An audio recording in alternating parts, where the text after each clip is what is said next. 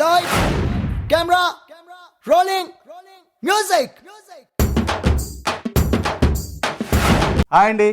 GR pictures presents in association with Z3 pictures banner మీద BV Manjunath, BS Sudheendra and E Shivaprakash నిర్మాతలుగా సంచలన దర్శకుడు రామ్ గోపాల్ వర్మ దర్శకత్వంలో వాస్తవ కథని వెండితెర మీద ఆవిష్కరించిన చిత్రం కిల్లింగ్ వీరప్పన్.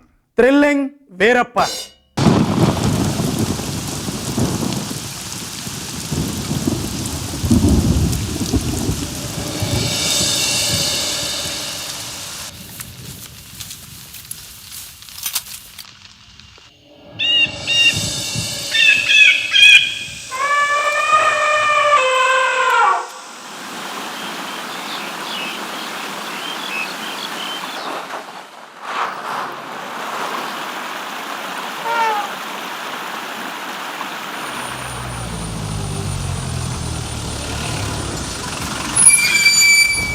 మరి కిల్లింగ్ వీరప్పన్ కథ చెప్పాలంటే వీరప్పన్ కథ మన అందరికీ తెలిసిందేనండి.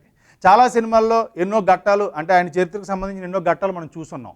అయితే ముఖ్యంగా ఇందులో వర్మ గారు ఎన్నుకున్న ఘట్టం ఏంటంటే మన కన్నడ నటులైనటువంటి రాజ్ కుమార్ గారిని కిడ్నాప్ చేసి ఆయన విడుదల అయిపోయిన తర్వాత వీరప్పనికి రావాల్సిన, అంటే ఆ కిడ్నాప్ సంబంధించిన డబ్బులో వీరప్పనికి రావాల్సిన వాటా పూర్తిగా అందకపోయేటప్పటికి వీరప్పన హట్ అయ్యి అక్కడి నుంచి ప్రముఖులు ఎవరినైనా కిడ్నాప్ చేస్తే డబ్బు బాగా సంపాదించాలనే ఆలోచన ఆయనలో కలిగినట్టు, ఆ తర్వాత ఒక పెద్ద ప్రముఖ వ్యక్తితోటి అతను కలిసి వ్యాపారం చేయాలని ప్లాన్ చేసినట్టు ఇందులో చూపించారండి.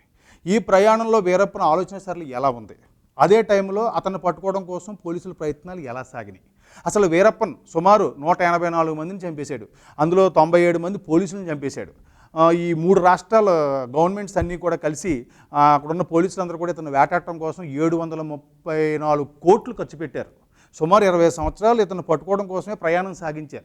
ఇంత ప్రస్థానం ఉన్న ఈ క్రిమినల్ని ఎవరో పట్టుకోలేకపోతున్నారు. ఒక రాజకీయ నాయకుడు మాటల్లో అయితే అతను ఆరోగ్య రీత్యా వయసు అయిపోయి చనిపోవాలి తప్పితే ఎవరో పట్టుకోలేరనేంత సంచలనం సృష్టించినటువంటి ఒక స్మగ్లర్, గంధపు చెట్ల స్మగ్లర్. మరి ఈ స్మగ్లర్ని ఎవరైనా చంపాలంటే ఏం చేయాలనే ప్రయాణాన్ని సినిమాలో చూపిస్తూ చివరికి కత్తి పట్టినవాడు కత్తితోటి చనిపోతాడు, తుపాకీ పట్టినవాడు తుపాకీ గుండితోటి చనిపోతాడు అన్నట్టు తన ప్రయాణంలో ఓ తుపాకీ గుంటికి ఒక రోజు వీరప్పను బలవ్వాల్సి వచ్చింది. కాకపోతే ఏ క్రిమినల్ అయినా బతికున్నంతకాలం హీరో, తర్వాత జీరో అవుతాడండి. కానీ వీరప్పన మాత్రం బతికున్నప్పుడు హీరోయే, చనిపోయినప్పుడు హీరోయే.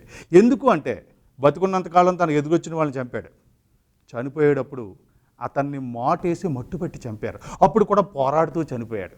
అలాంటి వీరప్పన కథని వాస్తవానికి అతి దగ్గరగా చాలా థ్రిల్లింగ్గా అద్భుతమైన సెల్యులార్ రూపం అందించారు మన రామ్ గోపాల్ వర్మ ఈ కథలో. ఏది ఏమైనా రే, ఈ కథని వెండి తెరపై ఆవిష్కరించినందుకు వర్మ గారిని అభినందించాలరా.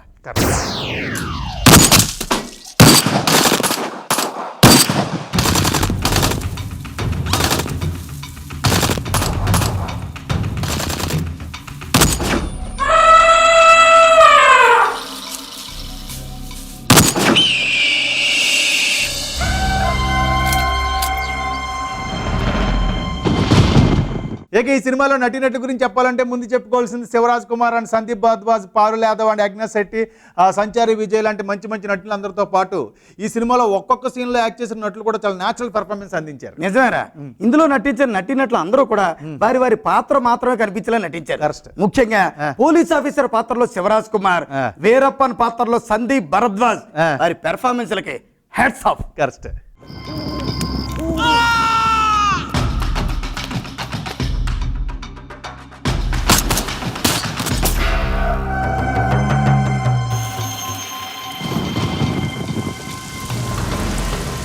ఒక్కోసారి యుద్ధంలో గెలుపు మనదవ్వాలంటే గుండెట్లో ఓడిపోక తప్పదు.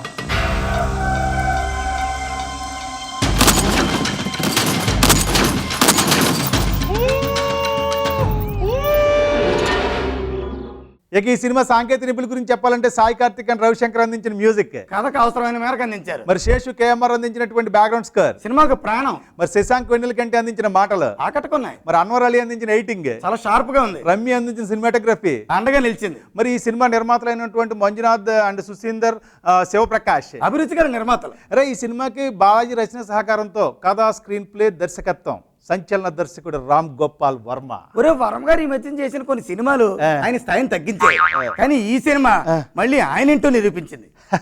బాగా చెప్పాడు.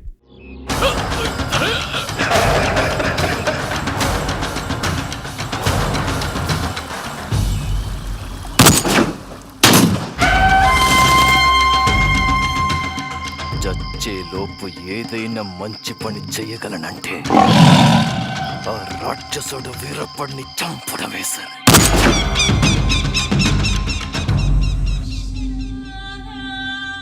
ఈ మధ్య కొన్ని సినిమాలు వస్తున్నాయి, ఆ సినిమాకి రామ్ గోపాల్ వర్మ గారు దర్శకత్వం అంటున్నారు. షాక్ అయిపోతున్నాం. ఏంటి వర్మ గారి సినిమానా ఇది?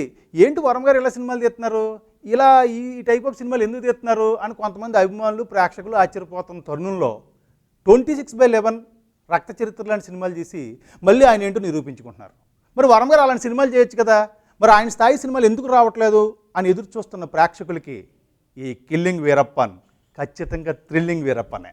ఎందుకంటే మళ్ళీ వర్మ ఏంటి, వర్మ టేకింగ్ ఎలా ఉంటుంది, వర్మ సినిమా ఎలా ఉంటుందో ఈ సినిమా నిరూపించింది. మరి భవిష్యత్తులో వర్మ గారు ఆయన మార్క్ సినిమాలతోనే మన ముందుకు రావాలని ఆకాంక్షిద్దాం. మరిన్ని మంచి సినిమాలతో మనం ముందుకు రావాలని కోరుకుందాం. మరి ఆయనకు సహకరించిన నిర్మాతల్ని, సాంకేతిక నిపుణుల్ని, నటీనటుల్ని అందరినీ కూడా పేరుని అభినందిస్తూ మరిన్ని మంచి సినిమాలతో ఈ టీం అంతా మన ముందుకు రావాలని ఆకాంక్షిస్తూ నేను సెలవు తీసుకుంటున్నానండి. నగరంలో విడుదలైన మిగతా సినిమాలు ఏంటో చూసి నెక్స్ట్ వీక్ చెప్తాను. అప్పుడు దాకా రామ్ గోపాల్ వర్మ కిల్లింగ్ వీరప్పని చూసి మీరు ఎంజాయ్ చేయండి. ఉంటానండి, మీ హరబాబు.